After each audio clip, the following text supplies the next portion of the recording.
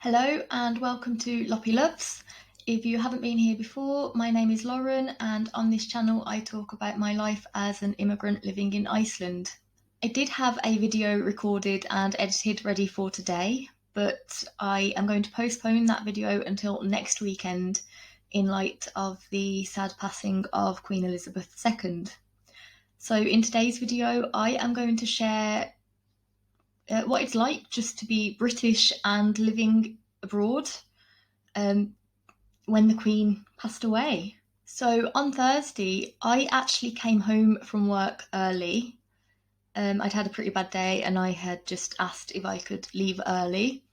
And a couple of hours after I got home, I noticed that on my Facebook newsfeed, there was just lots of breaking news stories about the Queen being under medical supervision and that the family had been summoned to Balmoral where she was staying. And then I kept seeing updates about the TV presenters in the UK had switched to all black clothing, but there were no official announcements about the status of the Queen's health at that time, just besides the fact that she was under medical supervision and her family had been summoned, and it didn't look good. I am in a Facebook group for British people living in Iceland and also in a few international British expat groups. And just the notifications for those groups was going crazy. There were so many posts in these groups about, oh my God, this is not good. There's something happening with the Queen. Everyone would be prepared.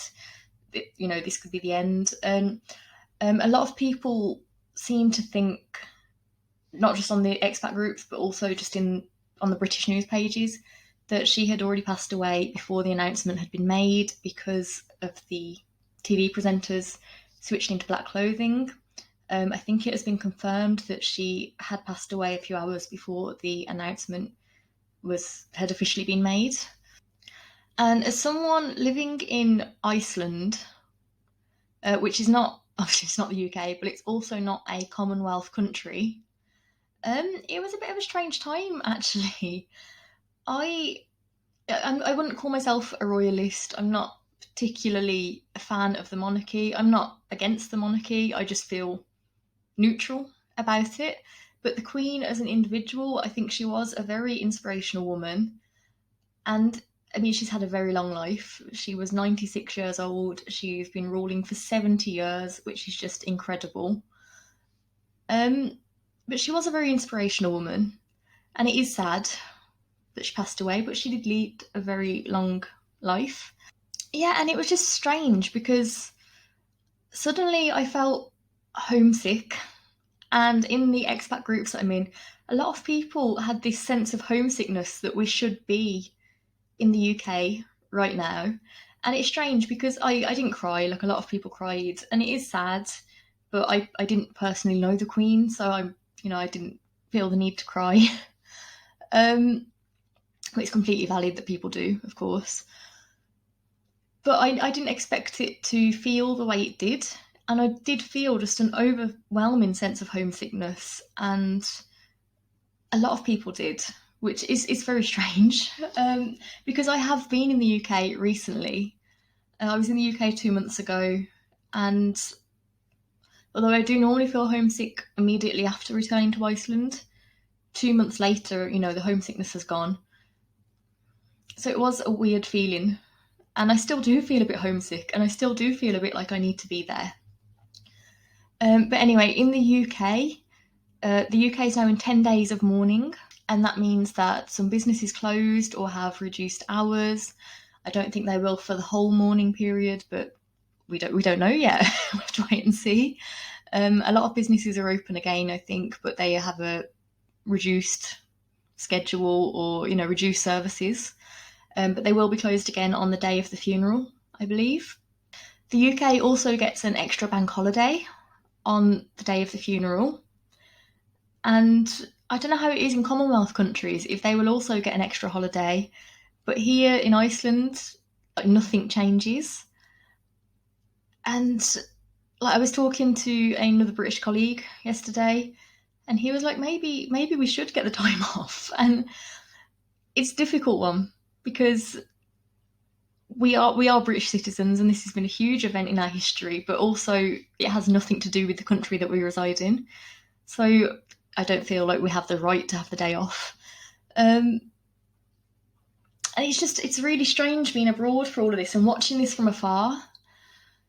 And also the reaction of my colleagues the next day was it was strange going into work. So in the building that I work in, there's roughly 100 members of staff. I don't know the exact number. But 3 of us are British. And we all had people coming and giving their condolences to us. And I didn't know how to react. Like, I was just saying thank you, but it's very nice, and of course it's very respectful that they were doing that, but I personally didn't know the Queen, and I feel like I have no right to accept the condolences of people. And it was very strange. And actually, as I walked into work first thing in the morning, there was a table of people just sitting and having a coffee before work. One of them said to me, "Lauren, like, my condolences," and I was a little bit taken aback, but I just said thank you. But all of the other people on the table started like giggling, just laughing, because I think they thought she was making a joke. And then she just bluntly said, "That's her Queen." And all of them went silent and dipped their heads and just became very sincere. And it was really strange actually seeing that reaction.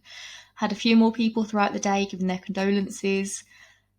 And one colleague actually messaged me last night, a few hours after work, to tell me that they were watching a documentary about Queen Elizabeth II's life, and she offered her condolences because of what an incredible woman she was. And again, I didn't really know how to respond to that, so I was just like, thank you, she was an amazing woman. Like, one of my initial worries after hearing about the passing of the Queen was our passports. Not whether they were still going to be valid, but there is something in the front of the passport. There's like a little, I don't know, like a blessing by the Queen, just a little passage, something about the Queen. I'm going to get my passport and read it. Now, in the front of our passports, we have this page here, which has the royal like emblem at the top, and then this little passage which reads, "Her Britannic Majesty's Secretary of State requests and requires in the name of Her Majesty all those whom it may concern to allow the bearer to pass freely without let or hindrance, and to afford the bearer such assistance and protection as may be necessary."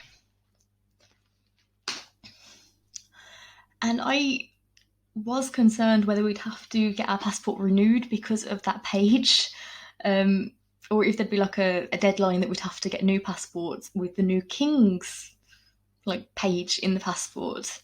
And then my other concern was the currency.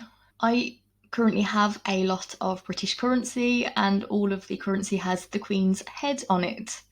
And I was a little bit concerned that I would have to get new currency with the head of King Charles III.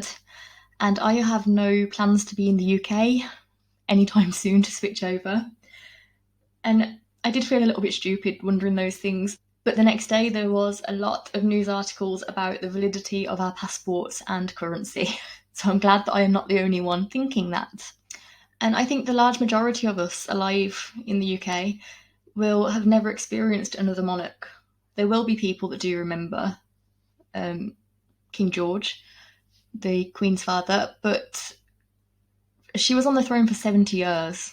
So I think a large majority of the population will not know any other monarch besides the Queen, and won't know what happens in this situation, and won't know how this period of change goes. And to be living abroad during that is a little bit scary and a little bit weird to think about. So the next time I go to the UK, there might be new money. I don't know how long it takes for the new money to be changed, and that's really weird. We're in a new era. We're no longer in the Elizabethan era. We're in a Carolean era, I think it's called. I'm not sure if that's pronounced properly, but it's really strange to think about. And our national anthem has changed. It's no longer God Save the Queen, it is now God Save the King. And we will never have another queen, like, who isn't the wife of a king in our lifetimes. And it is a really strange thing to think about right now. So the UK is currently in a period of mourning. There are people leaving flowers on the gates of Buckingham Palace. They are leaving their condolences for the royal family. And I found out we do actually have a procedure for those living abroad during these times. And that is the British embassies across the world have to have a book of condolences open for British citizens to sign. Now, just after the announcement was made, I saw on the Facebook groups that some people were going and putting flowers outside the embassy, which apparently is also a tradition that is done, but none of us have ever experienced that in our lifetimes. And there is also a book of condolences which needs to be open. Now, next week, the book of condolences in Iceland is only open, I believe, 3 times for 2 hours at a time, and it is all times that I am in work, so I will not get the chance to go and sign it. But there is now a virtual book of condolences for people all over the world to sign, so I think I will sign that. I haven't signed it yet. But there is actually, there is traditions in place for those living abroad, which is quite nice actually, because then we feel a part of it. And I did see yesterday that on the group for British people living in Iceland, they are already planning to have a meetup to watch the funeral together in Reykjavik. Personally, I find that a bit weird. I like these British meetups. There was a Jubilee celebration. I didn't go to it, but it's nice to have these. I do think it's a bit strange to go and watch a funeral together. But there are events like that popping up all around everywhere. So yeah, I don't really have more to say about it, but that's my experiences of living abroad during the death of Queen Elizabeth II. So I hope you like this video. I hope you found it informative. I hope you have a lovely day, and I will see you in the next video. Bye.